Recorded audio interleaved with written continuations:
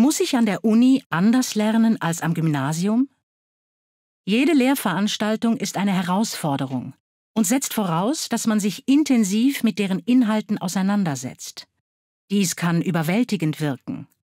Doch vom Gymnasium bringst du bereits gute Grundlagen für erfolgreiches Lernen mit. Wir haben 3 Studierende, die schon erfolgreich Prüfungen absolviert haben, nach ihren Lerngewohnheiten gefragt.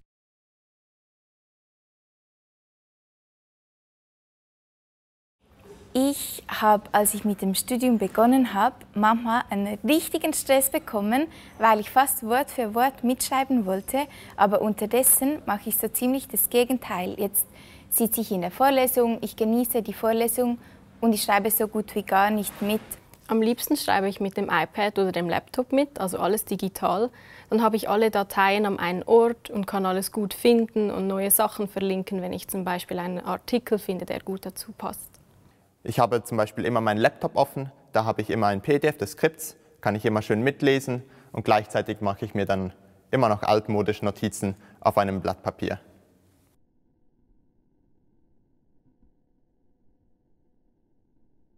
Ich versuche möglichst überall zu lernen, also wenn die Sonne scheint, dann gerne draußen oder in der Mensa nach dem Essen oder auch im Zug, wenn man oft pendeln muss. Bevor ich an die Uni kam, dachte ich stets, der Campus sei der ideale Lernort. Ich habe dann aber schnell gemerkt, dass ich mich nicht recht konzentrieren kann. Ich brauche wirklich mein Umfeld, wo ich mich wohlfühle, und das ist einfach zu Hause. Ich gehe sehr gerne in die Bibliotheken, um zu lernen, aufgrund der Lernatmosphäre da. Und das kann dann wirklich sein, dass ich über Wochen hinweg dieselbe Bibliothek besuche oder aber, dass ich innerhalb von einer Woche verschiedenste Bibliotheken aufsuche, aber Hauptsache Bibliotheken.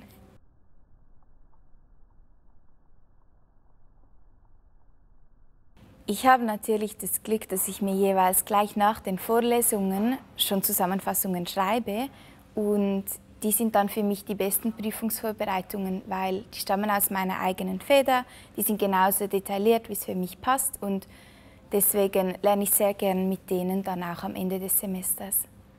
Ich habe dabei meine eigenen Notizen, aber auch verschiedene Online-Ressourcen von der Uni.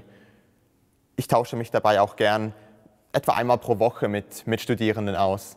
So können wir Fragen stellen und unseren Lernstand ein wenig überprüfen. Am Anfang von meinem Studium habe ich einfach den Stoff repetiert und habe dann gemerkt, dass es schwierig ist, die Motivation gleich hoch zu halten. Heute vertiefe ich den Stoff dort, wo es mir am meisten Spaß macht, und ziehe reale Beispiele herbei, und so habe ich auch mehr Motivation durchzuhalten. Laura, Jonas und Sophie lernen offensichtlich sehr unterschiedlich. Sie gehen mit verschiedenen Strategien an Vorlesungen heran, lernen außerhalb der Uni mit individuellen Techniken und gestalten die Prüfungsphasen auf ihre eigene Weise.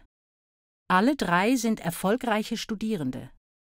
Und so ist es wichtig, dass auch du für dich herausfindest, welcher Ort, welche Zeit und welche Vorgehensweise dein Lernen am besten fördern. Probiere verschiedene Lerntechniken und Lernumgebungen aus und teile mit anderen deine Erfahrungen. Und vor allem, beobachte dich selbst und analysiere kritisch, wie wohl du dich in unterschiedlichen Lernkonstellationen fühlst. Dadurch weißt du rechtzeitig, also noch vor der eigentlichen Prüfungsphase, wie du dich organisieren und vorbereiten kannst.